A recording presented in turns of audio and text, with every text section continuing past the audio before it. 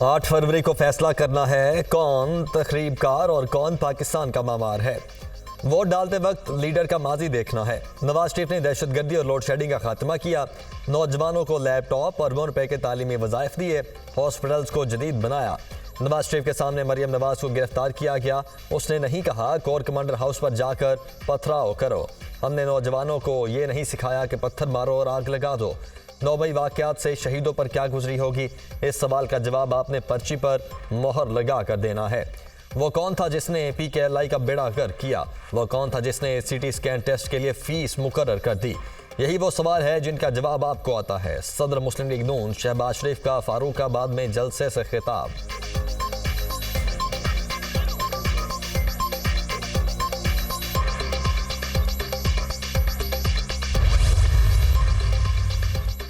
इत्तेहादी हुकूमत ने मुल्क को दिवालिया होने से बचाया। सब मिलकर मुल्क को मुश्किलात से निकालेंगे। शहबाज शरीफ ने कभी मायूस नहीं किया। हर मौके पर मेरे हाथ मजबूत किए। मेरिट पर अपनी सलाहियतों का लोहा मनवाया।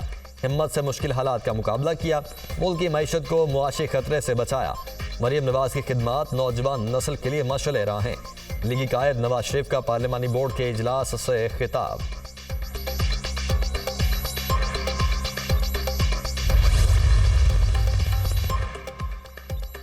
कभी सियासत में आने का नहीं सोचा था। 2011 में पार्टी की जरूरत के तहत सियासत में आई।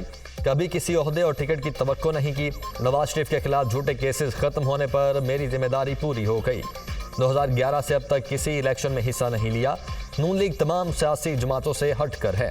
शहबाज शरीफ और पार्टी कायदीन के अल्फाज मेरे लिए कीमती असासा हैं। चीफ ऑर्गेनाइजर मुस्लिम लीग नून मरियम नवाज का पार्लिमानी बोर्ड के इजलास से खिताब। मैं और मरियम नवाज मिलकर चलेंगे। मेरा और मरियम नवाज का पार्टी में किरदार एक वर्कर की तरह होगा। हमजा शहबाज की गुफ्तगू।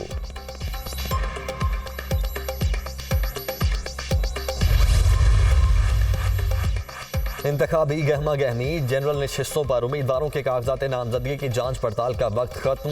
NA 122 लाहौर से बानी PTI के कागजात नामजदगी मुस्तरद। रिटर्निंग ऑफिसर ने महफूज फैसला सुना दिया। बिलावल भुट्टो के कागजात नामजदगी पर भी फैसला आज होगा। लाहौर और सरगोदा के 5 हलकों में मरियम नवाज के कागजात की जांच पड़ताल मुकम्मल। NA 119 से मरियम नवाज के कागजात नामजदगी पर एतराज़ दायर। NA 130 से नवाज शरीफ के कागजात नामजदगी से मुतल्लिक लिस्ट आवेज़ा होगी। कराची के हल्का NA 242 में शहबाज शरीफ के कागजात नामजदगी पर भी एतराज़ दाखिल। NA 148 से यूसुफ रजा गिलानी, 151 से मूसा गिलानी के कागजात मंजूर। GDA रहनुमा फहमीदा मिर्जा, जुल्फ़िकार मिर्जा और उनके बेटों के कागजात मुस्तरद।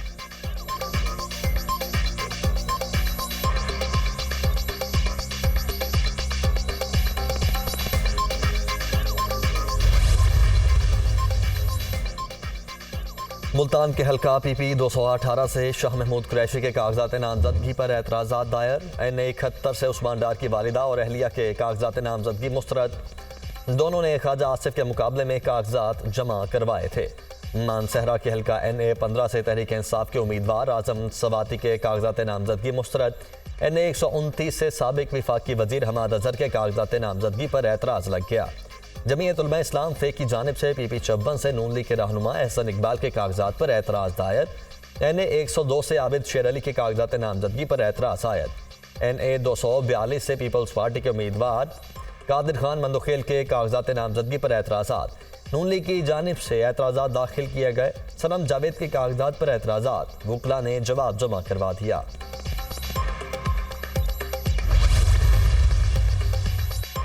PTI इंट्रा पार्टी इलेक्शन और बल्ले के निशान का मामला। इलेक्शन कमीशन ने पेशावर हाई कोर्ट के फैसले के खिलाफ नजरसानी दरखास्त दायर कर दी। नजरसानी दरखास्त इलेक्शन कमीशन के वकील मोहसिन कामरान ने जमा करवाई। पेशावर हाई कोर्ट से हुक्म इम्तना खत्म करने की इस्तदा। केस के लिए डिवीजनल बेंच तश्कील दिया जाए। इलेक्शन कमीशन की इस्तदा।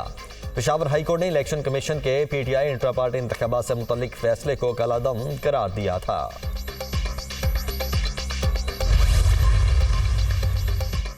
बानी PTI के एहसासों में 5 साल में 27 करोड़ 72 लाख रुपए का इजाफा। 2018 में बानी PTI के एहसासों की मालियत 3 करोड़ 86 लाख थी। कागजात नामजदगी के मुताबिक 2023 में एहसासों की मालियत 31 करोड़ 59 लाख रुपए हो गई। बानी PTI ने ज़मान पार्क लाहौर में 7 किनाल 8 मरले का घर विरासत में जाहिर किया। बनी गाला में 300 किनाल इराजी बतौर तोहफा वसूली जाहिर की गई। बानी पीटीआई के पास कोई गाड़ी नहीं, 2 लाख रुपए की 4 बकरियों के मालिक हैं। इस्लामाबाद के शॉपिंग प्लाजे में 12 करोड़ से जायद मालियत की दुकान भी जाहिर। बानी पीटीआई ने बुशरा बीबी के नाम पाकपतन और दीपालपुर में 698 किनाल इराजी जाहिर की। बुशरा बीबी के नाम बनीगाला में 3 किनाल का घर भी है। तोशाखाना से खरीदी गई कीमती अशिया की कीमत 1 करोड़ 18 लाख से जायद जाहिर की गई। तो ये किसके, ये शहर के नहीं है, ये लोग, ये शहर से खुलूस नहीं है इनका खुलूस अपनी ज़ात से। ये करें किसी खुली जगह पे बैठ के प्रेस कॉन्फ्रेंस। ये तो होटलों में, दफातर में प्रेस कॉन्फ्रेंस करते हैं, हम तो खुली जगह मैदान में बैठ के प्रेस कॉन्फ्रेंस करते हैं कि जहाँ जाते हैं बिलावल साहब, वो लोग उनकी तरफ खिंचते हैं, आते हैं उनकी तरफ, उनकी बात सुनते तो कहते हैं हाँ यार, हमें इन बाबों का क्या करना जो कि सिर्फ इसी चक्कर में फंसे रहते हैं, मुझे क्यों निकाला, मुझे क्यों बुलाया। और हम एक ही चीज़ कहते हैं कि लेवल प्लेइंग फील्ड होनी चाहिए। हर सियासी जमात को ये कानून के मुताबिक हक मिलना चाहिए कि वो अपनी पॉलिसी, अपनी कैनवसिंग पाकिस्तान भर में करे। अगला वज़ीर-ए-आज़म पीपल्स पार्टी का होगा। अवाम के मसाइल का इदराक है, तमाम जमातों के लिए लेवल प्लेइंग फील्ड होनी चाहिए। मियाँ साहिबान हक़ाइक़ को तब्दील नहीं कर सकते। थरकोल प्रोजेक्ट पीपल्स पार्टी का कारनामा है। नवाज शरीफ ने अपने दौर में शमसी तवानाई के प्रोजेक्ट्स को बंद कर दिया था। शहबाज शरीफ ने साहिवाल कोल पावर प्लांट लगाया, लेकिन थर के कोयले को इस्तेमाल नहीं किया। शहबाज शरीफ पंजाब में कभी किसी खुले मैदान में जाकर दिखाएं। बाबे यही कहते रहते हैं, मुझे क्यों निकाला और मुझे क्यों बुलाया। मेयर कराची मुर्तज़ा बहाब की मीडिया से गुफ्तगू।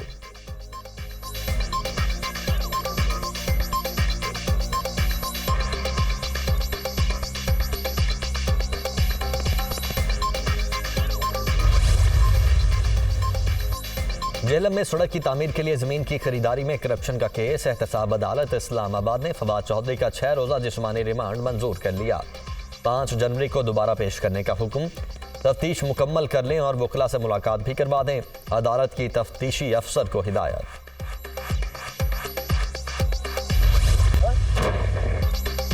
फलस्तीनियों पर इस्राइली जारहियत न रुकी। सेहूनी हमलों में मजीद 180 से जायद फलस्तीनी शहीद। नशीरात और अल मुगाजी पनाह गुज़ीन कैंप पर बमबारी से 35 अफराद लुकमा अजल बन गए। कबैती हॉस्पिटल के करीब हमले में 20 अफराद शहीद। अक़वाम मुत्तहिदा की इमदादी खेप पर भी फायरिंग। गजा में इमारतों के मलबे तले कई अफराद की मौजूदगी का खदशा। मलबा हटाने में मुश्किलात। शुहदा की तादाद 21,507 हो गई।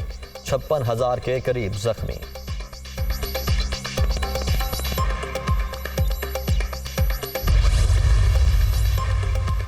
मजलूम फलस्तीनियों से यकजहती। जनूबी अफ्रीका इस्लामी ममालिक पर बाजी ले गया। गजा में जंगी जराइम पर जनूबी अफ्रीका ने इसराइल को आलमी अदालत इंसाफ में खड़ा कर दिया। आलमी अदालत इंसाफ में इसराइल के खिलाफ जंगी जराइम और कत्लेआम का मुकदमा दर्ज। इसराइल मुसलसल फलस्तीनी मुसलमानों की नस्लकुशी और जंगी जराइम के इर्तिकाब में मुलव्वस है। गजा में कार्रवाइयाँ खत्म और इसराइल के खिलाफ कार्रवाई की जाए। दरखास्त का मतन। 1948 के बाद पहली बार इसराइल के खिलाफ किसी मुल्क ने आलमी अदालत इंसाफ में मुकदमा दर्ज करवाया।